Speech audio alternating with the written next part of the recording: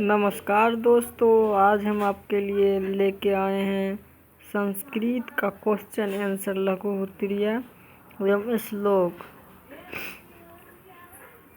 आज हम सबसे पहला क्वेश्चन बता रहे हैं। सिख संप्रदाय के लोगों के लिए पटना नगर क्यों महत्वपूर्ण है?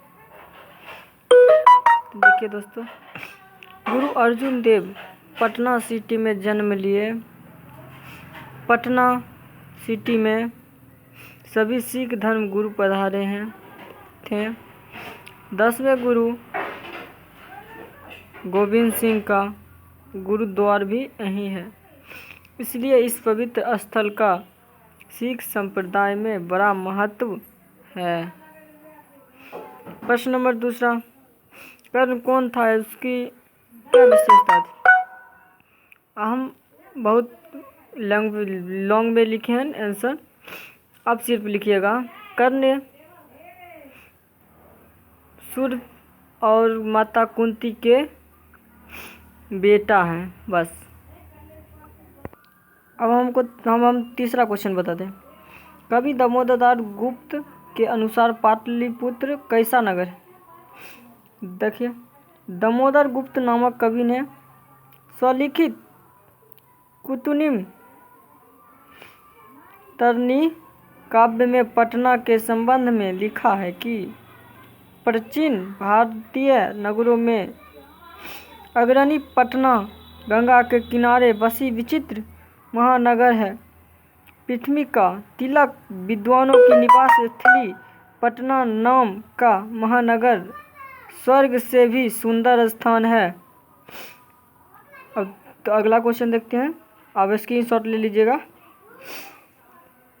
आलस कथा से हमें क्या शिक्षा मिलती है?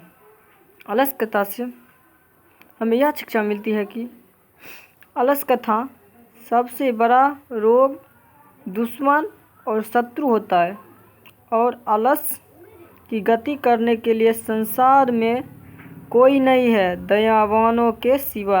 अब अगला क्वेश्चन देखते हैं। अगला क्वेश्चन ये, चारों आलसी पुरुष आग से किस प्रकार बचना चाहते थे? देखिए, लॉन्ग में क्वेश्चन है, हम शॉर्टकट में क्वेश्चन दिखाते हैं। वे चारों पुरुष आग से बचने के लिए पानी से भीगे वस्त्रों या चटाई से बचना चाहते थे। अगला क्वेश्चन देखते हैं। विद्यापति कौन थे? उन्होंने किस ग्रंथ की रचना की? विद्यापति मैथिली के कवि थे।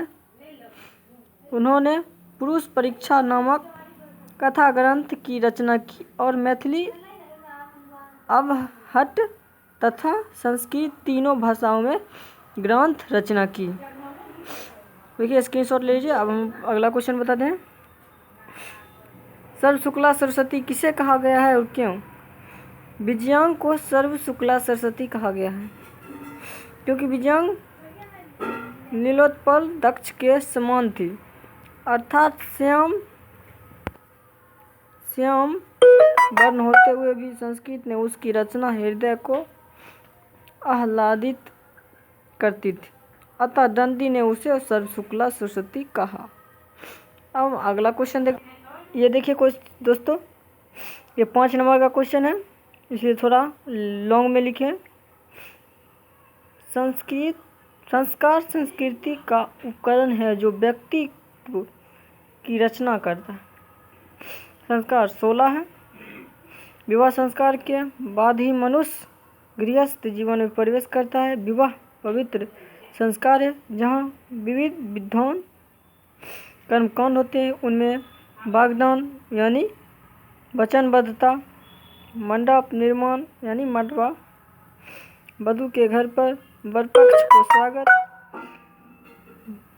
वस्तु वधू का परस्पर निरीक्षण, कन्यादान, अग्नि स्थापना, पानी ग्रहण, हाथ देना यानी पानी ग्रहण मतलब हाथ देना, लाजा होम मतलब धान के लावे से हवन, सप्तपदी मतलब 7 पत्नियों से फेरे, सिंदूरदान इत्यादि सभी जगह प्रायः विवाह संस्कार का आयोजन होता है। संस्कार उसे कहते हैं जिसमें पिछले कर्मों के पाप को मिटाकर नए कर्म या अच्छे कर्म करते हैं तो उसे हम संस्कार कहते हैं। अगला क्वेश्चन देखते हैं हम। संस्कार कितने प्रकार के होते हैं और कौन कौन? संस्कार 16 प्रकार के होते हैं। जन्मपूर्व यानी गर्भाधान, पुष्पवन, सीमंतोन्नयन, जातकर्म, नामकरण, निष्क्रमण, अन्नप्राशन, चूड़ाकर्म यानी मुंडन, कर्ण वेधन यानी कान छेदना, उपनयन, वेदारंभ, केशान, समावर्तन, विवाह, विवाहाग्नि, अंत्येष्टि संस्कार। अब अगला क्वेश्चन देखते हैं। भारतीय संस्कार पाठ में लेखक का क्या शिक्षा है? भारतीय जीवन दर्शन में चौल कर्म यानी मुंडन, उपनयन, विवाह आदि संस्कारों की प्रसिद्धि है। छात्रगण संस्कारों का अर्थ तथा उनके महत्व को जान सके इसलिए इस स्वतंत्र पाठ को रखा गया है, जिससे उन्हें भारतीय संस्कृति के एक महत्वपूर्ण पक्ष का व्यवस्थित परिचय मिल सके। थैंक यू दोस्तों। हम अगला क्वेश्चन देखते हैं। आपको पसंद आए तो लाइक फॉलो ज़रूर कीजिएगा, सब्सक्राइब ज़रूर कीजिएगा। कर्मवीर कथा से हमें क्या शिक्षा मिलती है? देखो दोस्तों, कर्मवीर कथा से हमें यह शिक्षा मिलती है कि कठोर परिश्रम द्वारा सब कुछ प्राप्त किया जा सकता है और धन अभाव प्रतिभा के अरे नहीं आती है। अथवा हम दूसरा क्वेश्चन देख लेते हैं, उसी का लॉन्ग में थोड़ा। कर्मवीर कथा से हमें यह शिक्षा मिलती है कि कोई भी काम को रुचि पूर्वक करना चाहिए और अपने कर्मनिष्ठ के बल पर डटे रहना चाहिए। कोई भी काम को प्रारंभ कर लेने के बाद उसे पूरा करके ही छोड़ना चाहिए। कोई भी काम को करने में जिज्ञासा रखना चाहिए कि कोई भी काम मुझसे बड़ा नहीं है। थैंक यू दोस्तों। अगला क्वेश्चन देखते हैं। आर्य समाज की स्थापना किसने की और कब? देखिए दोस्तों, आर्य समाज की स्थापना स्वामी दयानंद ने 1875 ईस्वी वर्ष मुंबई नगर में किए थे। अगला क्वेश्चन देखते हैं हम। स्वामी दयानंद मूर्ति पूजा के विरोधी कैसे बने? स्वामी दयानंद के घर में शिवरात्रि महोत्सव था। रात्रि में उन्होंने मूर्ति पर चूहों को टहलते देखा। उसी दिन से उनके मूर्ति पूजन के प्रति विरक्ति हो गई। अगला क्वेश्चन देखते हैं दोस्तों। अशांति के मूल कारण क्या है? अशांति के प्रमुख 2 कारण द्वेष और असहिष्णुता है।